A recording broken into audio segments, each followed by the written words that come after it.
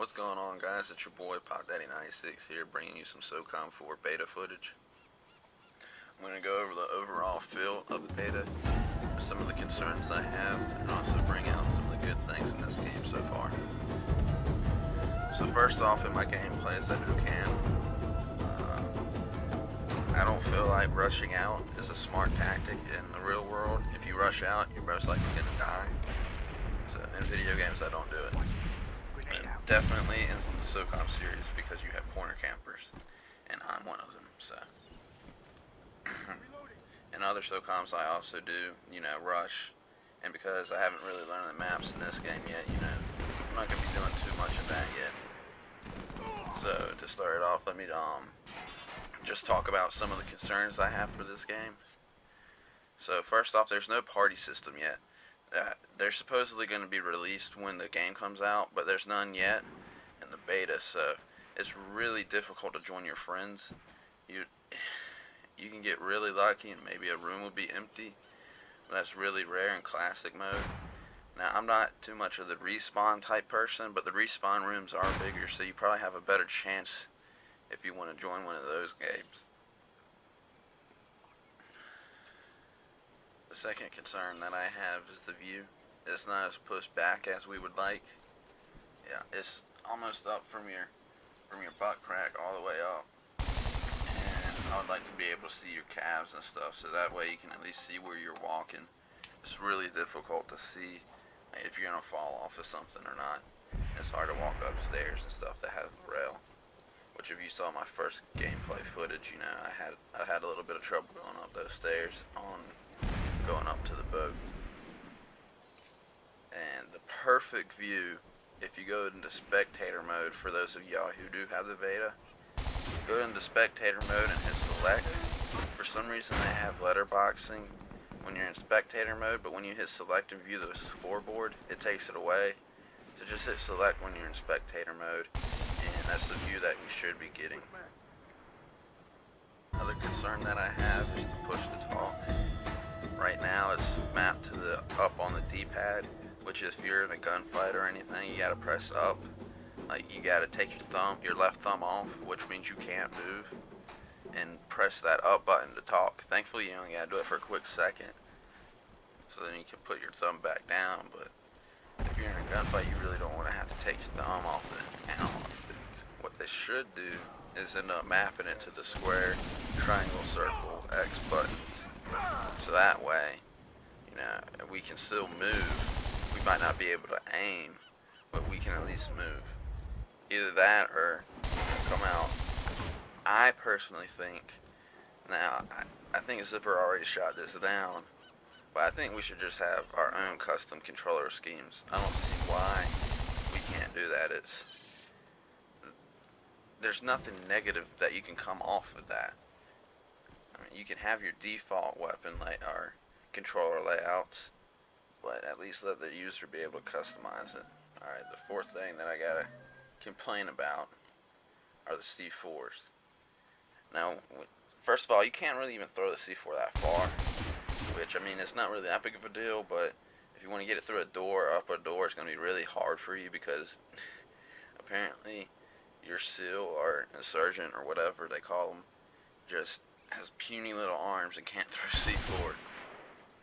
And then the second thing about C4 is that you got to line up your crosshairs and press circle.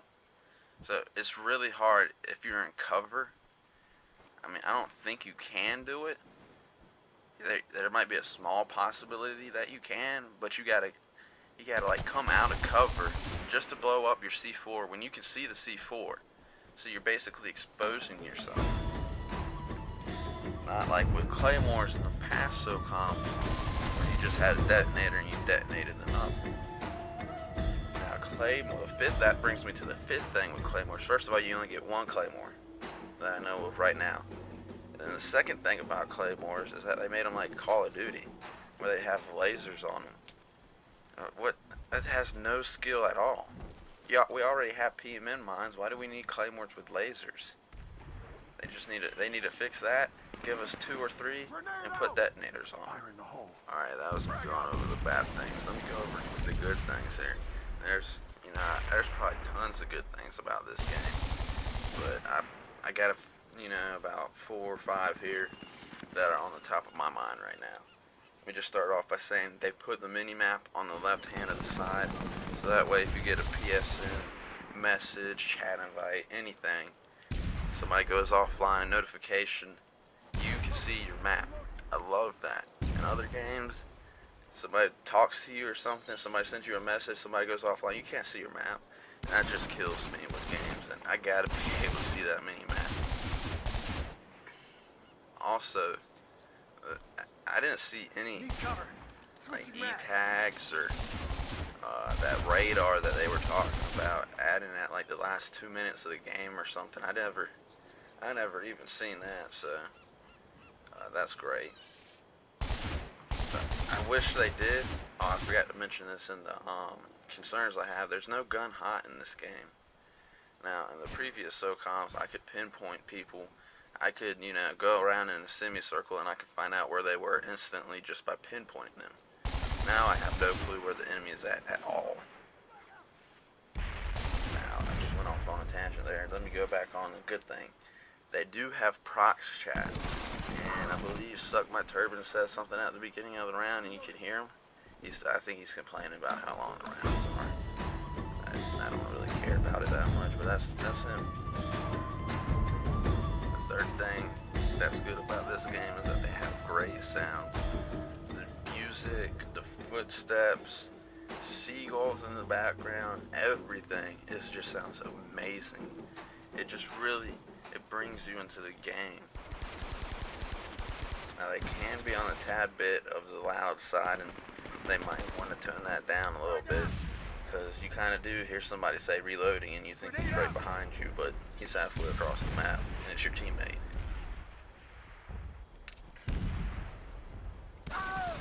The fourth thing about this game is that there's been no problems with lag at all. None. I haven't seen a laggy game yet. Hit detection is great.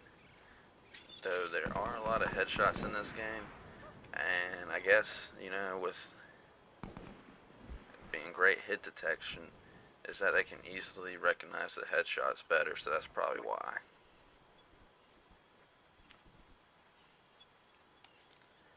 Alright guys, thanks for watching. If you could please rate, comment, subscribe. That'd be great if you like this video. If you didn't like this video, or the commentary, just let me know, hit me up, message me, tell me what you didn't like so I can improve. Just don't troll around and be like, you suck, Pop Daddy. You can't too much, give me some constructive criticism. I try to not say too many This is my first commentary, so thank y'all guys for watching.